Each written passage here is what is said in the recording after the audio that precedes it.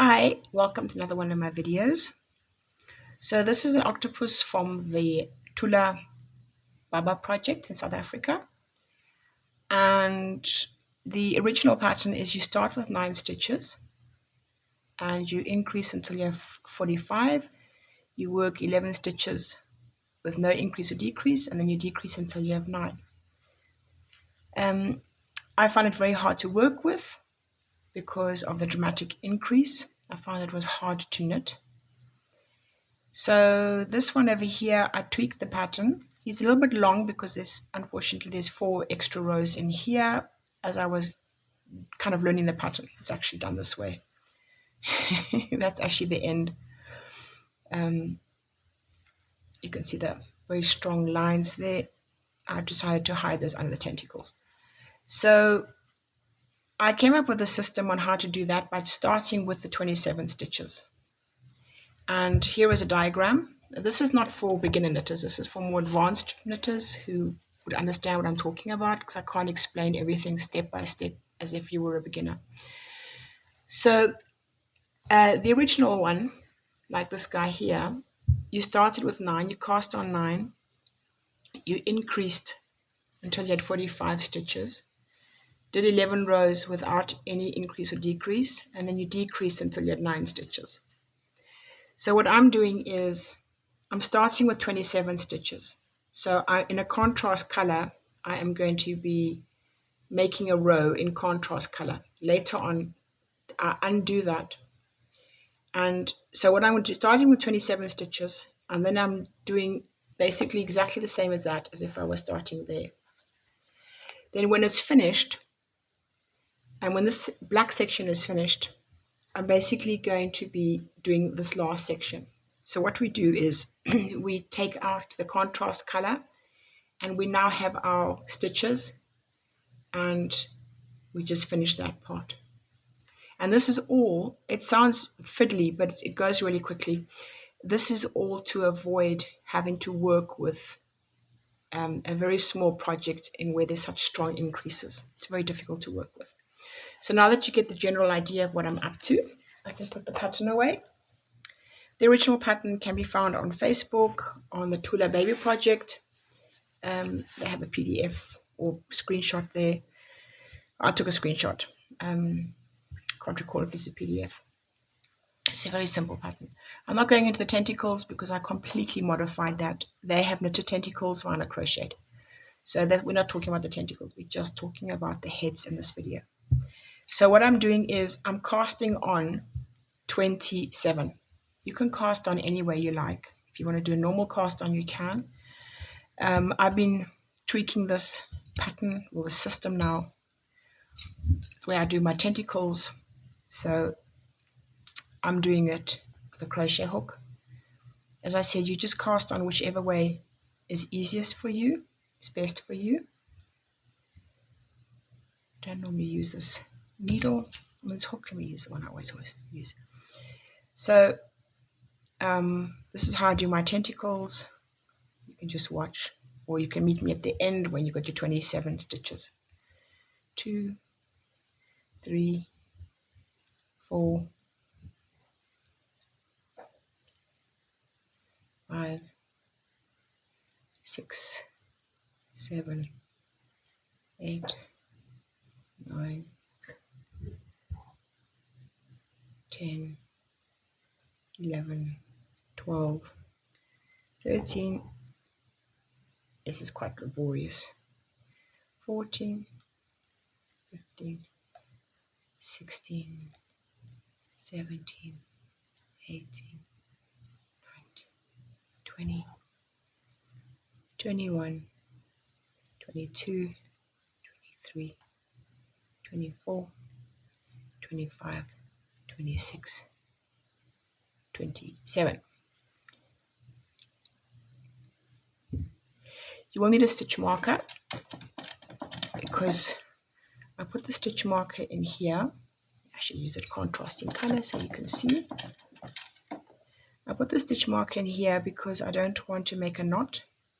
Later on, that is how I'm going to be very quickly undo all this. I literally just pull it and it goes and it comes undone. just check how many I've got. 2, 4, 6, 8, 10, 12, 14, 16, 18, 20, 2, 4, 6, 7. So I have my 27 stitches. As I said, you would cast on whichever way you wanted. I'm going to cut it. And that is now going to hold the bottom of the work, which will later on be turned over, and I'll be picking up those stitches. Then I'll be using the color I want to work with. I've chosen white in the same way that I've chosen cream because the stuffing is not visible. If you use a dark color, your stuffing is more visible through it and it's not so pretty. I'm going to leave a 40 centimeter tail. No, I almost made it wrong. I'm going to make 3 arm lengths because I'll need this later on to knit with. So how do I make an arm length? I take that, pull it up to my shoulder, 1, 2, 3. Later on, this is going to be knitting that section there. Remember, we're working that way because that is actually the top and this is the bottom, but I turned it around. As I said, this is not for beginner knitters. This is for more advanced people who are following my strange way of expressing myself as well as something that's actually kind of complex to understand. So I have my 27 stitches. We increase and we decrease on the even rows, which are the knit rows. So stocking stitch. And we do not increase and we do not decrease on the purl rows. So I'm going to make a purl row.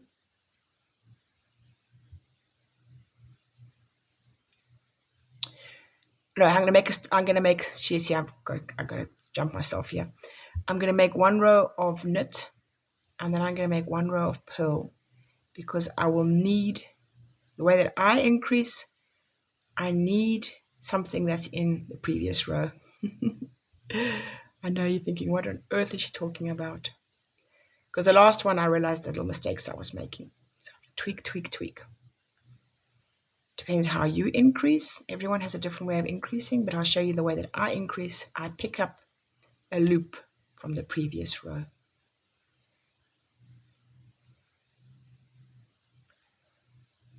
So in theory, this is the 27th row we are now doing. The 27th row was an increase to come to 27 stitches. It was an increase of 9 from the 26th row. So now we're making the 27th row. So I've got to be careful there because if I have that orange caught in when I want to undo it later, those fibers are going to prevent me from undoing it.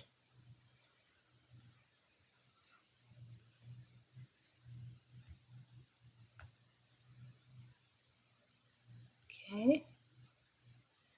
Turn the work around. This was a size 3, as was the crochet hook, but I am knitting it in a size 3 1/4. The original pattern called for 3 1/2, but it was too loose for me, so I'm using a 3 1/4. So this is my purl row, which is not an increase row.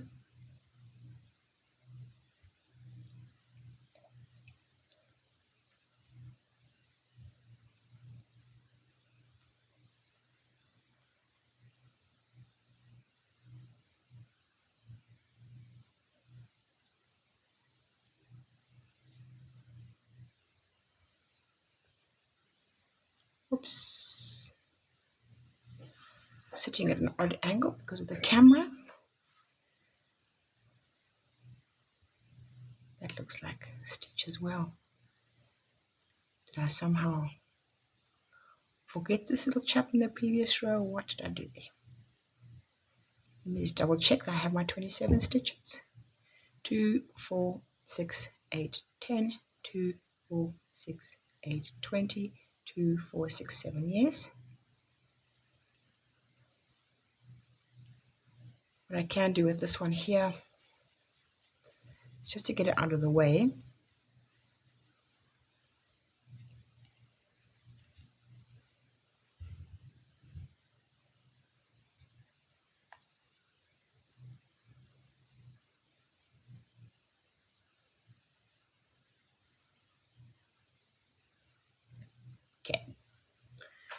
That should hold for a while. Now this is an increase row. The pattern calls for 9 increases, and it's going to be increasing up to 35.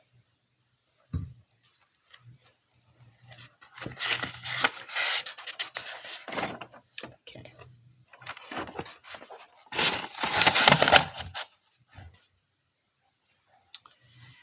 There's my 27, which was the 4th row. Then I've made my 5th row, which was a purl, and now I'm on my 6th row, row 6. Knit 2, increase into next stitch, and do this 9 times, and it'll give me 36 stitches. I did it a little bit differently. I don't knit 2. I knit 1, which is the edge. Then I do my increase, and then I'll knit 2. So I increase. Basically what they're asking is for two knits in between each increase. So how do I increase? I pick up the loop from underneath, you see, and that's why I needed that extra row. That's how I increase. Everyone increases differently. Knit, knit. This is my increase stitch. Knit. I pick it up. I knit into that loop I've picked up, and that's my increase. 2. The 3rd one's going to be an increase.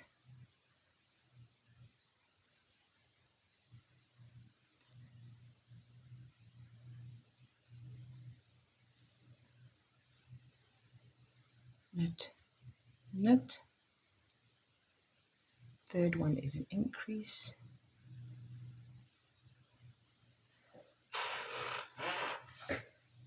Knit, knit. I'll move the pattern just now. I just don't want to drop any of these stitches, so I want to finish the row. 3rd one's an increase.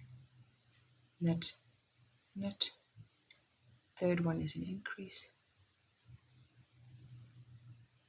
Knit, knit. 3rd one is an increase. I did this way because I also don't like to increase right on the edge. Knit, knit. 3rd one's an increase. So you can see why I started off with, I knitted 1 stitch and then I immediately increased, because now I've got that other stitch sitting here on the edge. So that's why I changed that, instead of just doing the knit 2 and then increasing. Then we're going to do the next row, which is row 7, which is a purl, and then row 8 is going to be a knit 3, increase into next stitch. So I'll do the same thing. I'll knit 1, increase, and then knit 3 until we come to 45.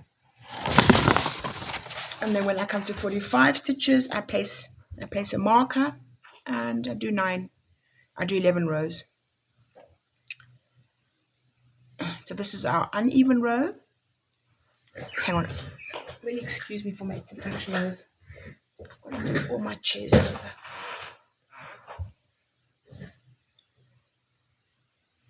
I don't want to edit into the software afterwards because it takes so many gigabytes. My phone is complaining about that. So I'm just doing it live, and then I'm going to, well, this is not live, but what I mean is I'm doing it without editing afterwards. It is as it is, warts and all.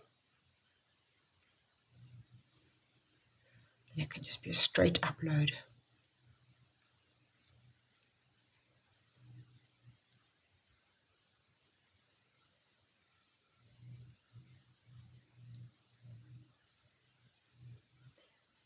So we're only 14 minutes in.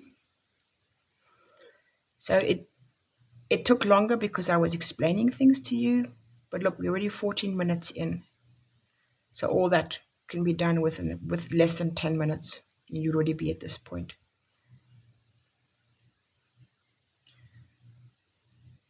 I like to write out my patterns. So if I see a pattern online or something, I write it out because my brain reads my patterns in a certain way. Also, I like to make notes. I like to scribble on my patterns. So what do we have now? We have an increase. I'm going to knit 1. And the next one is an increase. So what I do is I knit, I go to the back and pick up that loop from the stitch underneath, and I increase. Now the pattern asked for knit 3, and then increase. I knit that stitch, pick up the loop underneath, and increase. So I'm just going to go across and do that, because as I said, it's not a beginner's video, this is intermediary knitting.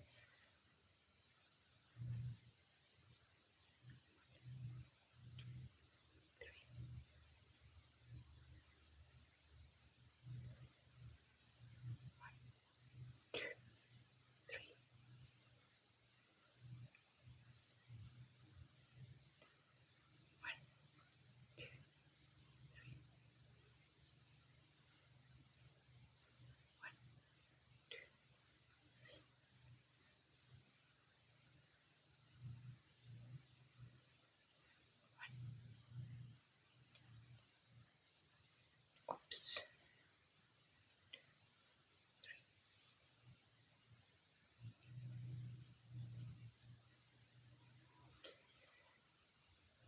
1, 2, 3, and increase. And there we have at the end 3 stitches. I would have expected 2 at the end, instead there's 3. Let me see how many stitches I have. I might have 46 instead of 45.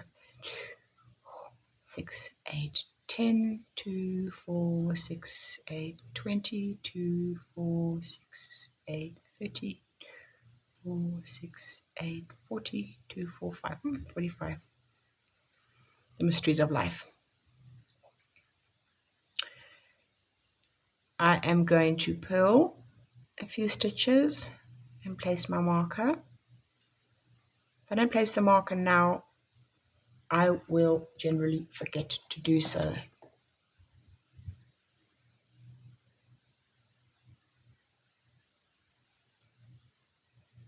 And then later on I can count.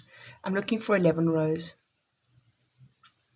This is not an exact science, but when we decrease, it's on a knit row.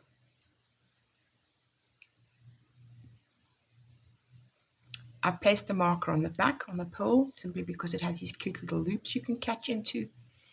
If you place the marker on the front, you need to go through a V.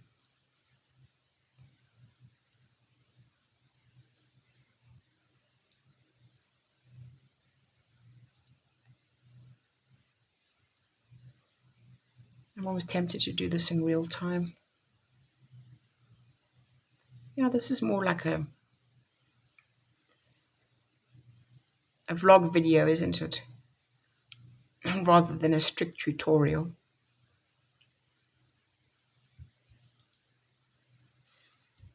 When I was living in the UK during lockdown, I really did enjoy the knit-alongs. There were quite a few people who would go live and they would spin or they would knit, mainly spinning, and just chat as they did it. It was lovely. And if there was a live chat, we could interact if we wanted to.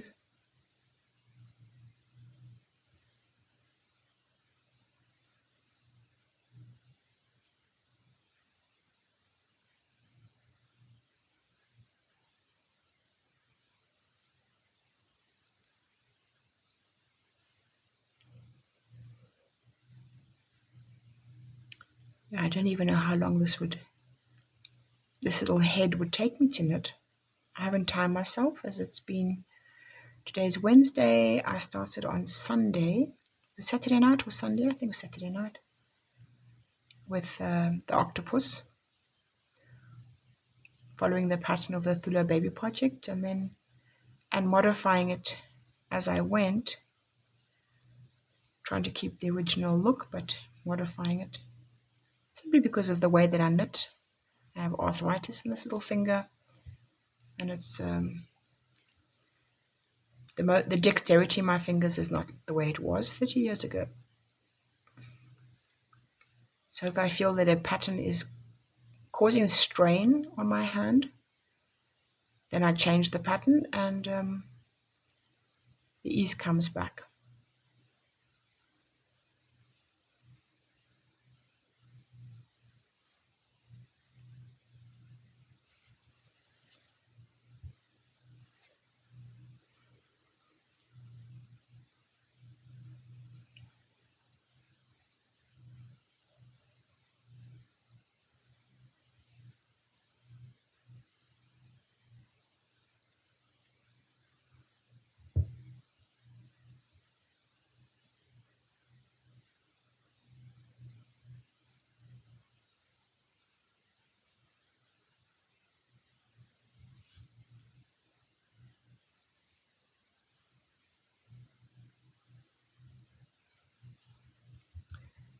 It's quiet. I'm still here.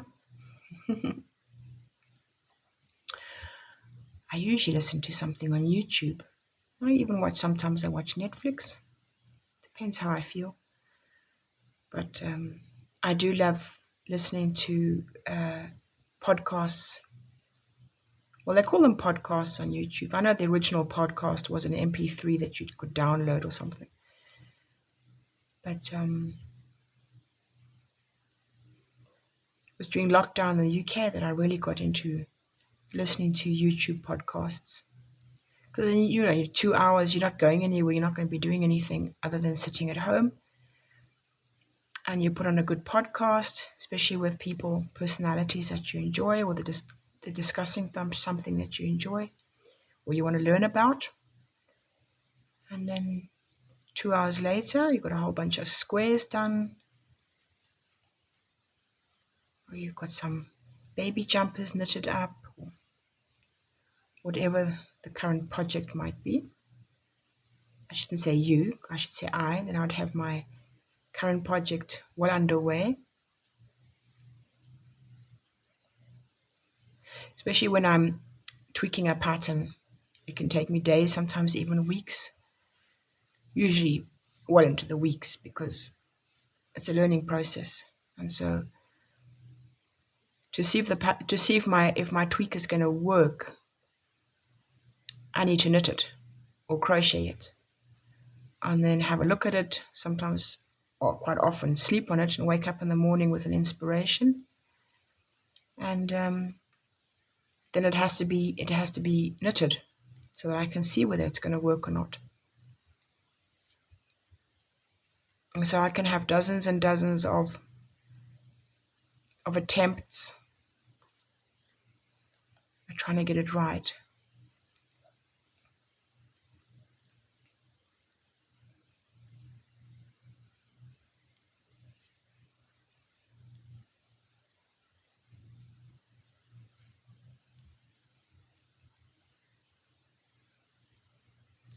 That's why I'm doing this at night time. In the daytime, I'm visiting my mum next door, and puppies want to go in the garden. So then I'll take something along to knit or crochet that is from memory. I don't have to think. My last project was these little booties for a charity here in South Africa called Beanies for Babies. And I've just made 350 booties, 175 pairs, and counting.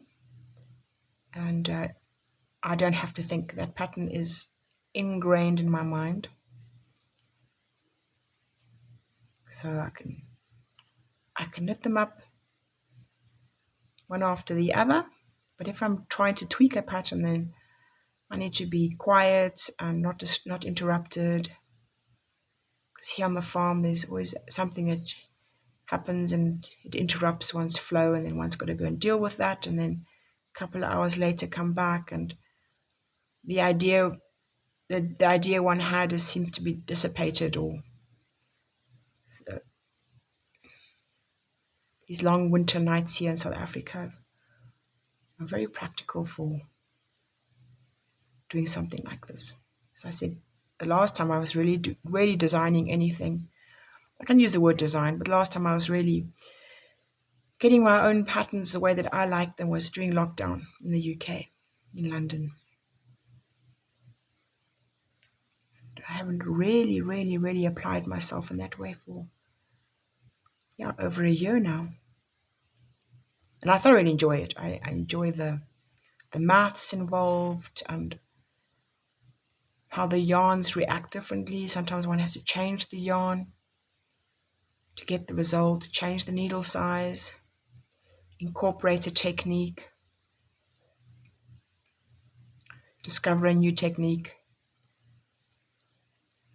I mean, it's tricky to say one invents something because people have been knitting for hundreds and hundreds of years. So I guess there's nothing under the sun that hasn't been done before.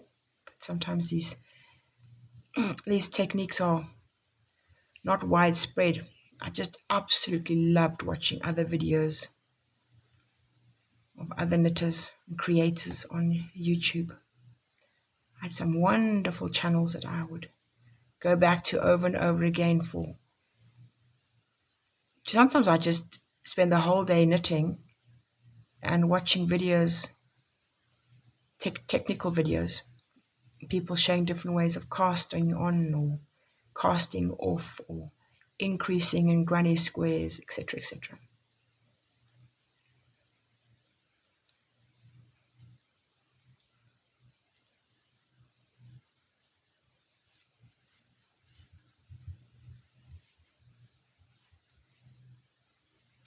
These little knitting needles, they're called pony aluminium children's knitting needles, have been one of the best discoveries I made. When I got my first pair, came to the mail, they were gritty, and I thought, oh no, this is, when I'm working with them, it's like sandpaper rubbing together. And I put them aside, and then I came back to them, and I realized that that gritty feeling goes away very quickly. And the tips have remained faithful through all these years.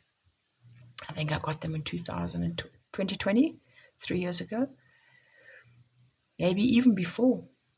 But they have really been wonderful. And then, of course, I bought more and more and more. They were just over £1 a pair. If you bought 2 pairs, or you got, I think if I bought 3, I got the 4th one free. But anyway, I have so many now.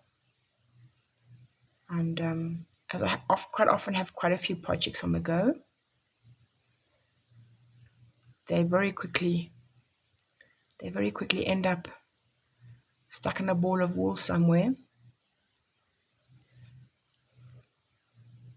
Like I have some at my mum's house, so when I go over there, my knitting's waiting for me. And they're short enough that you can actually also take them with you if you want to go out. You can pop them in your handbag with a ball of wool, because we never know when we're going to be sitting in a queue, or just go to someone's house, and before you know it, you realize you're going to be there for a few hours drinking tea. 2, 4, 6, 8, 9. See how quickly it goes? 28 minutes in. And you get your yarn out and you start knitting something from memory, or just something super simple.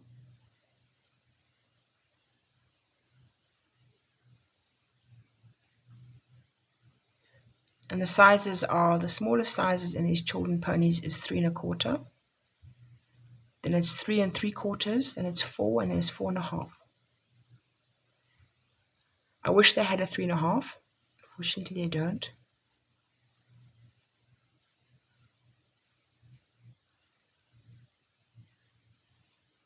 Oops. And as I'm very, very fond of making small things, I don't find I need to have longer needles. And last year I cut my circular needles because I don't work in the circular. I was using circular needles because they are easy to put in one's handbag, and so I just cut them in half and I glued beads on. So my circular needles became, in everything but reality, straight needles. They weren't really straight needles because they're circular, but yeah.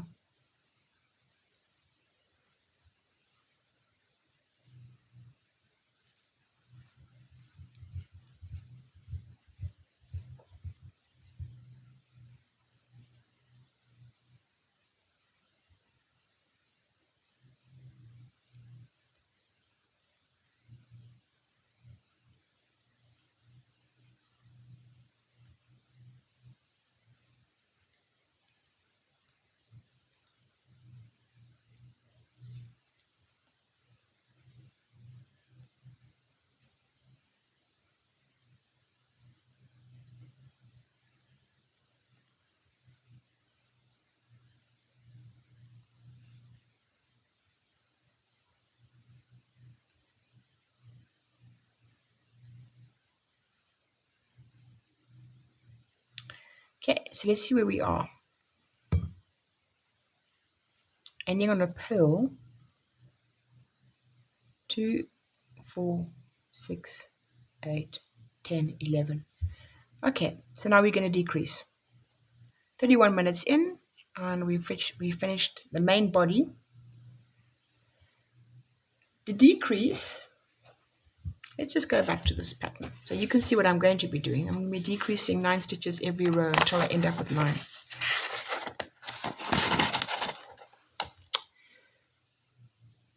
Row 9 to 19, which I've just done, is 11 rows in stocking stitch. Then here's the decrease, row 20 to row 26. I do add row 27, I make a purl row there. So 20 is knit 3, knit 2 together. I'm going to be doing the same as I did earlier. I'm going to knit 1, knit 2 together, then knit 3, knit 2 together, knit 3, knit 2 together. Here, this one is knit 2, knit 2 together. So I'll be knitting 1, knitting 2 together, knitting 2, knitting 2 together, just to keep my edge straight. So knit 1, knit 2 together, knit 3. I have a weird way of decreasing when I'm working on something that needs to stay tight. You'll see how I do it. Decrease the way that you decrease. So this is my edge. I knit 1. So when I decrease, I slip this one, I knit the next one, and then I pull this one back over. And I give it a tug. Keeps it tight. Knit 1, 2, 3. Now here are my 2 decreases. Slip, knit, bring it back, tug. 1, 2, 3. Slip, knit, bring it over, tug. 1, 2, 3. Slip, knit, bring over, tug. Tug happens like that, you see. 1, 2, 3. Slip, knit, bring it back over. 1, 2, 3. Slip, knit, bring it back over. 1, 2, 3. Slip, knit, bring it back over, tug. 1, 2, 3. Slip, knit, bring it back over, tug. 1, 2, 3. Slip, knit, bring it back over, tug. Now knit 2. The next row is purl. Not an increase or a decrease, just a purl row.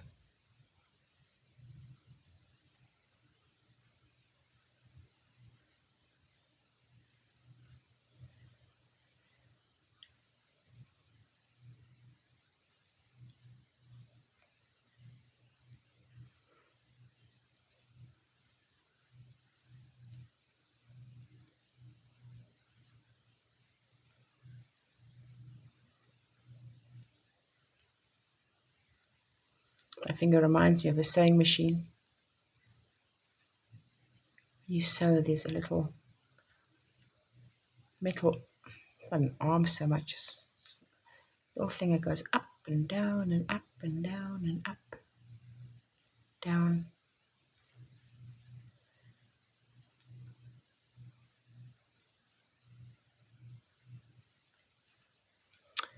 Decrease row. It's a 2 in between each decrease. So starting off with a knit 1, slip, knit, pull over, tug, and then knit 2. You'll be guided by the previous row. I've chosen to decrease one on top of the other. It does give a definite line, but I didn't mind in this particular design. I don't mind that there's a definite line. If I didn't want that, then I would stagger my decrease. But in this case, I don't mind. And it's guiding me. The 2, slip, knit, slip over, tug, knit 2, slip, knit, pull over, tug,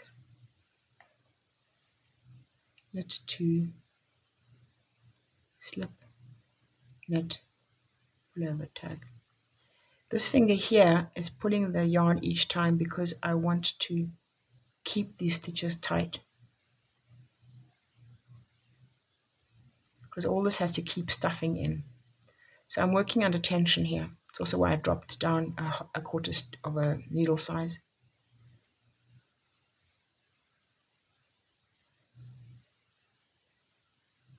If I am not knitting under tension, then this little finger doesn't have to do that. You can just let the knit happen by itself.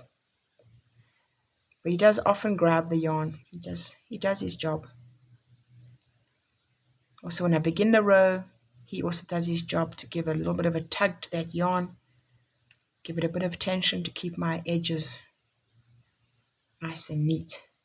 Come to the last stitch and a purl row.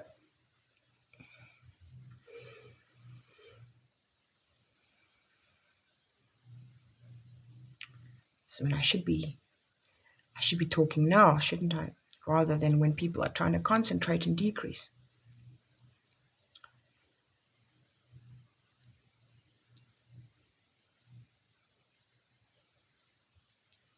We're 37 minutes in. Will I be able to finish this little body under an hour? That'll be interesting to see.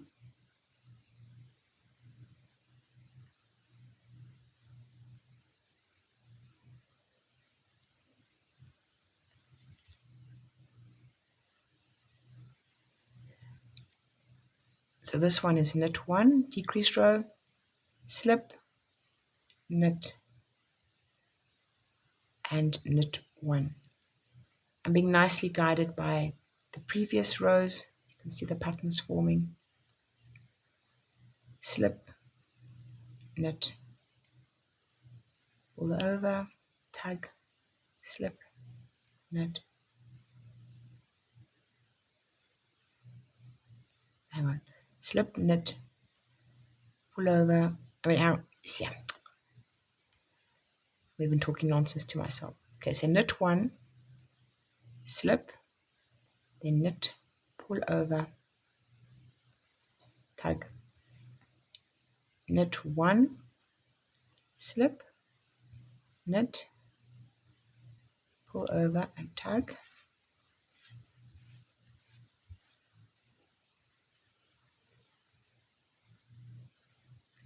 knit 1, slip, knit, pull over, knit 1, slip, knit, pull over, tug, knit 1, slip, knit, pull over, tug, knit 1.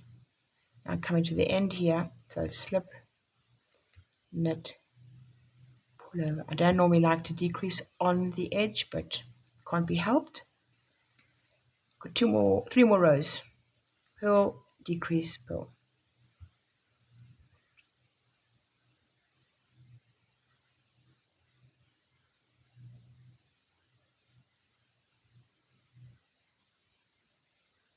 What is this yarn doing? Strange, hey? Go back a bit. Fiddly, but it looks like the pliers seem to have split, and I don't know what else.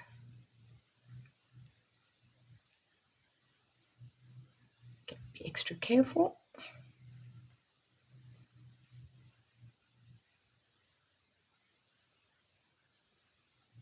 Okay.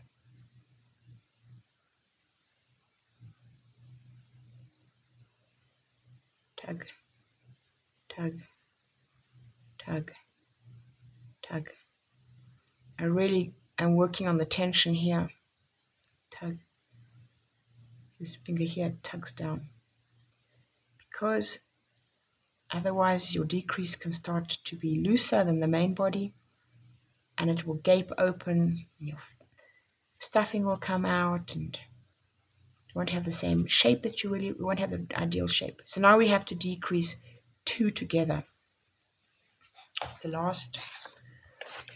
it is the last decrease. Knit 2 together 9 times, and we'll come with 9 stitches. And then I pull, row 27 is a pull. So I wrote out the pattern as she had it online. She sews edge seams together from the inside, but I don't. I sew mine from the outside. But there are videos on that.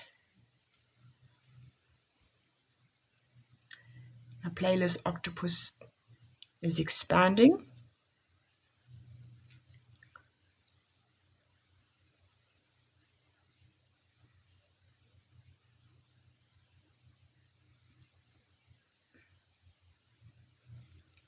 I was actually thinking how to differentiate between the different versions.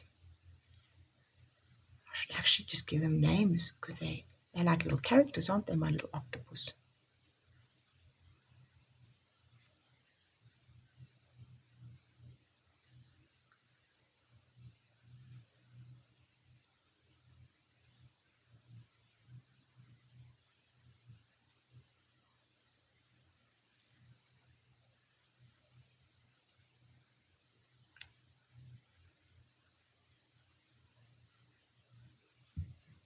Okay, so I'm going to do one more row of purl.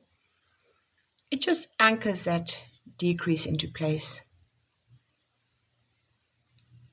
These 9 stitches are going to be part of the hole, the top of the head, the bottom. Stuffing takes place in that hole. I'm going to be cutting 40 centimeters because I will be needing yarn to sew up, and I'm not too sure which side I'm going to be sewing up from, up or down or around, so I'm just going to keep it 40 centimeters. I turn the work around, I pinch it, take my needle out, put my darning needle in, pull it through.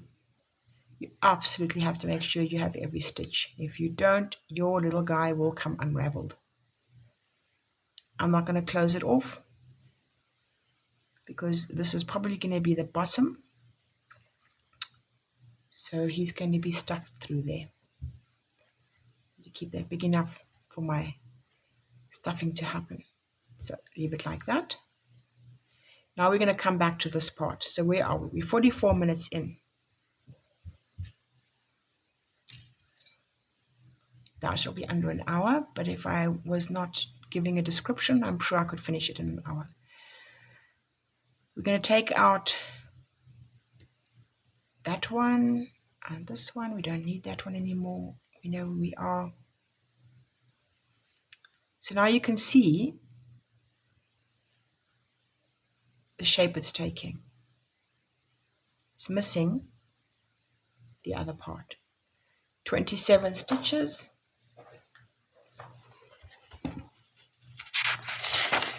If I had followed, see I scribbled, if I had followed the original pattern, 27 stitches. Yeah, we're talking row 4 there. But I also had row 3, if you remember. No, I had row 4, yes, and then I had row 5, and then I did row 6. So what I actually have on here, there's row 4. So my very first row, I'm going to be decreasing, because remember it's standing on its head now. I'm going to have 27 stitches in my needle, and I'm immediately going to decrease by 9, because that is row 4.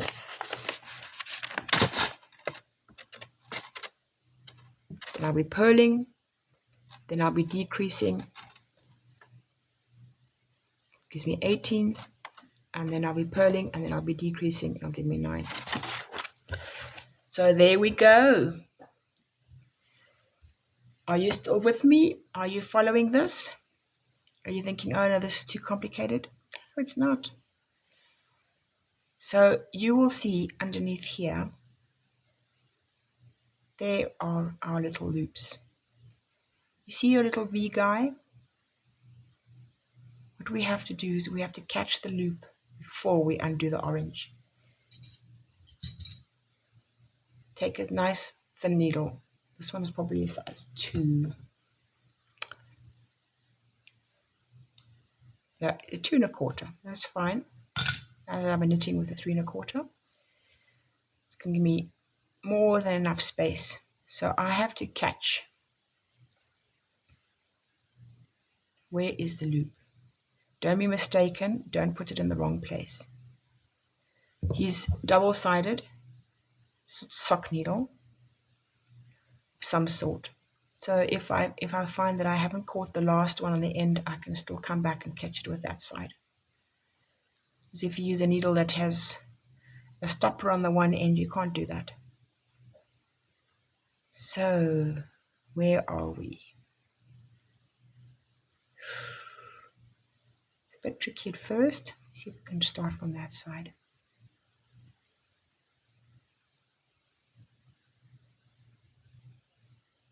The last time I used a much thicker yarn. I didn't use this thin orange one.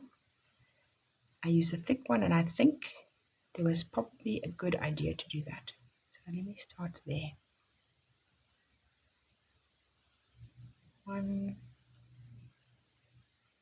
2. I thought it would be easier with a 4-ply, but actually I think thick DK was better. As I said, it's a learning curve, and I won't know if I don't try. Yeah, with a DK, I could do this very, very quickly. And look here, I'm fiddling. Very interesting, huh? We just changed the size of the yarn, and we have a completely different result. Definitely interesting.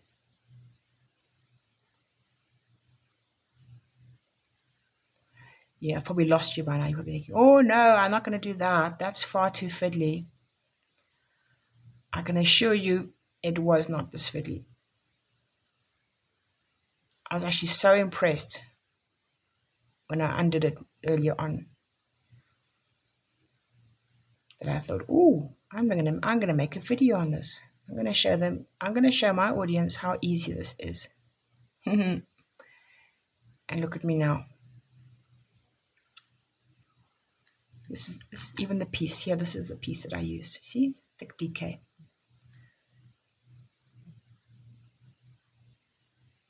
And I cast on with a size 3 mm needle and hook. This time I went down, didn't I? I went smaller, didn't I? Was I still with the 3? Yeah, I know, was it the 3? It wasn't it? So which means if I use the same needle and hook, it means the problem is that I used 4-ply. See, that's the thing, is if we do it often enough, a pattern, and we change one element, and everything changes, and we know that particular element. For instance, people who use bamboo needles, I have a particular dislike for bamboo needles. You saw me use one just now, because that was just a cast on. I had a whole set in the UK, I gave it away. I could have used them now, in retrospect. I thought, but I thought maybe there's someone out there who absolutely loves bamboo needles.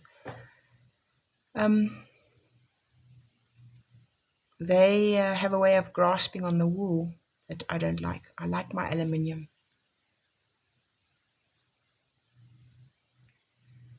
So you see how fiddly this is?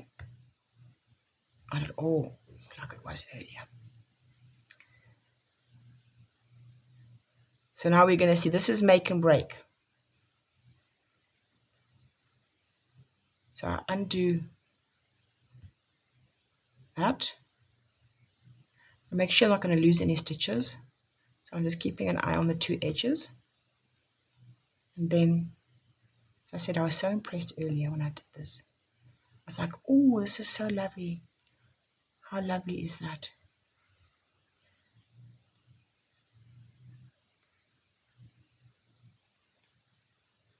That's lovely.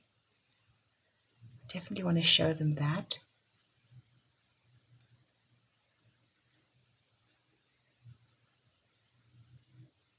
This was the same the last time.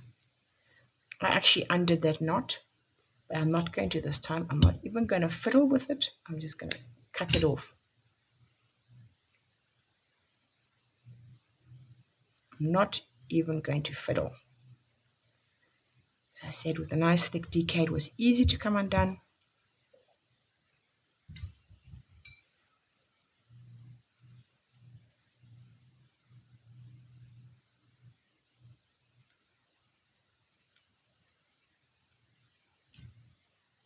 Make sure nothing is running there.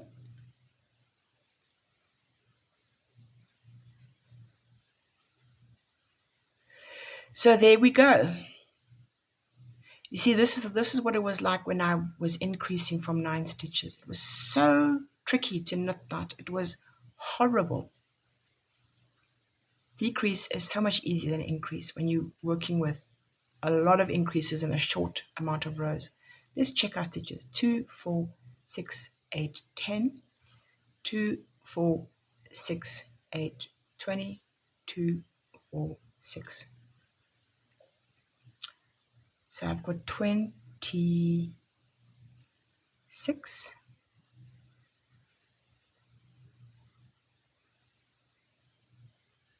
I should have 27. See, there's something happening there. I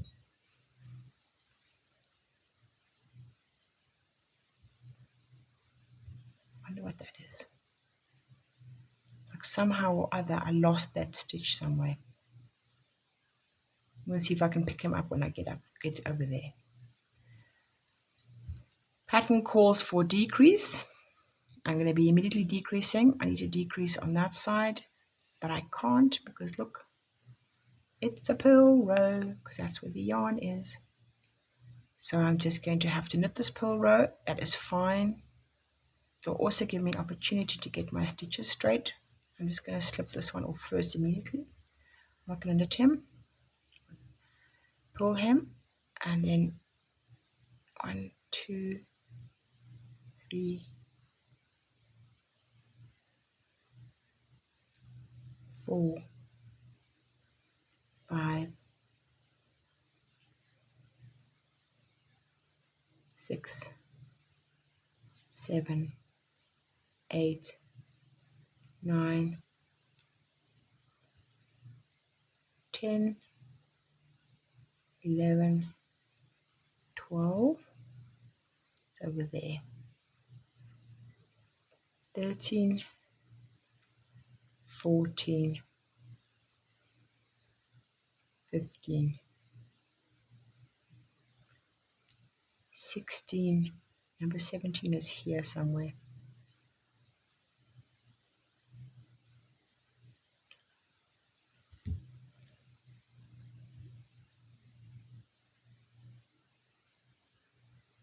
I'm literally just going to pick up number 17. There we go. I was just going to make a hole. 17, 18, 19, 20,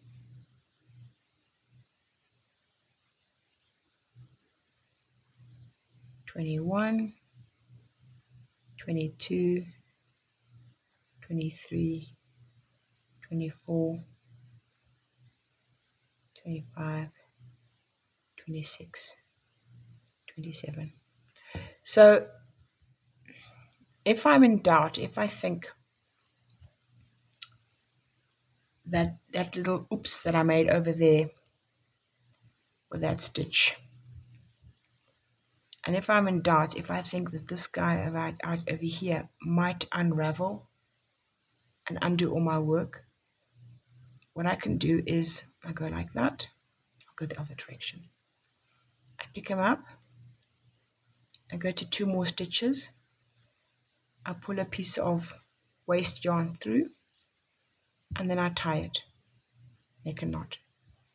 It'll be on the wrong side of the work, but what it will do is it will make sure, give me peace of mind, that there's no way that thing is going to unravel. He's in there somewhere there. He's not beautiful, but he's in there, and he's not going to unravel. It didn't look like he was going to unravel, but I didn't want to have to worry about it. Sometimes in the first wash, you can get some strange things happening to your knitting. So there we go. An extra row has been added, but it's fine. This is creative license. So we are decreasing. So I'm knitting 1. You can actually see the increase over there. Slip 1, knit 1, pass 1 over. Knit 1,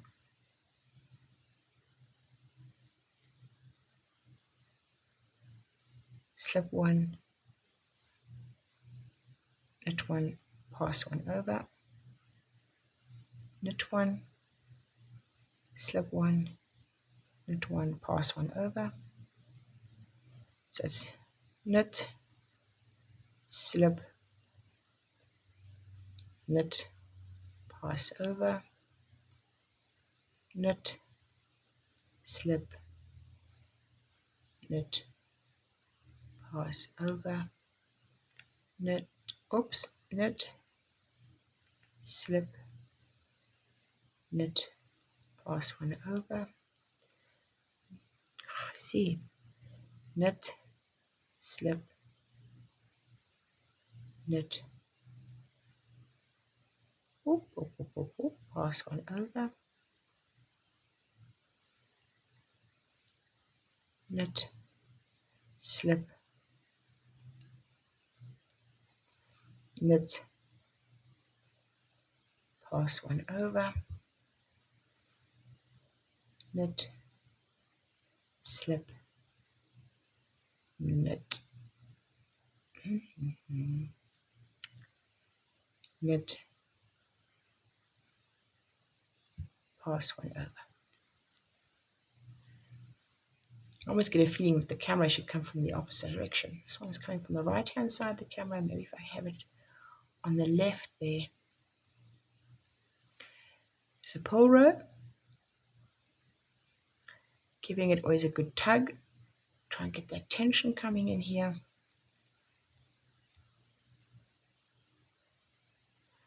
And we are at 59.5 minutes. It's going to be just over 1 hour. But if I hadn't had that awful hiccup with the 4-ply, which really cramped my style, we should be finished by now. So we should have, in theory, 18 stitches. Knit together. Slip, knit, slip over, slip, knit, slip over, give it a good tug. Oops, slip, knit. Always tugging on that yarn to prevent those holes.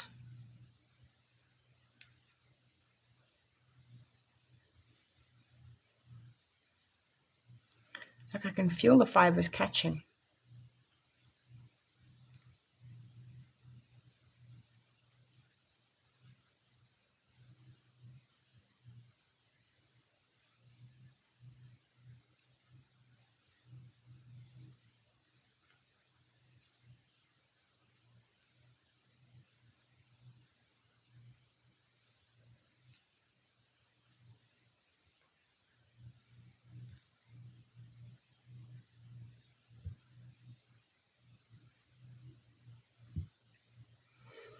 Last row.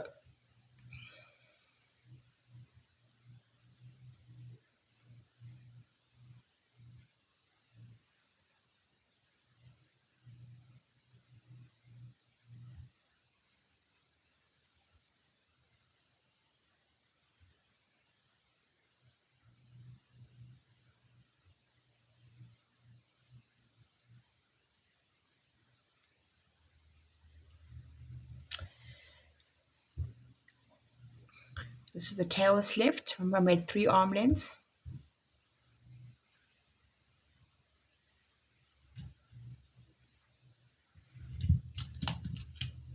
I want my blunt darning needle. And I have so many needles here because I've been looking through all my 2.5 to 3.5 knitting needles and crochet hooks. Piled them all up there. Hold it between my fingers, pull it out,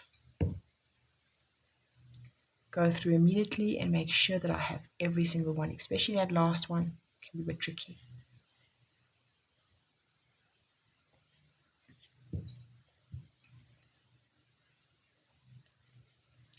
This is going to be the top of the head, so I'm automatically going to close it there.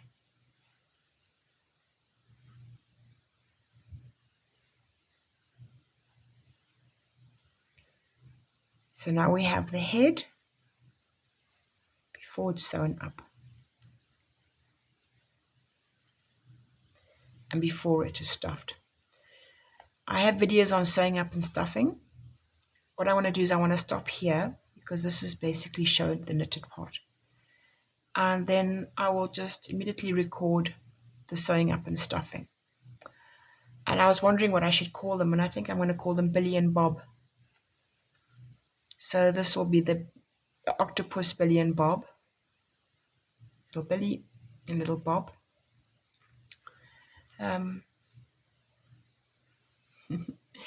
Billy and Bob, he has his legs, slightly different blue. Yeah, that'll be Billy and Bob. And yeah, and we can at least start to find them in the playlist. I'll even write it in my pattern, Billy and Bob. Okay then, thank you so much for watching. And if you're still with me, then go and look out for Billy and Bob's sewing up in the octopus playlist. Okay, thanks. Cheers for now.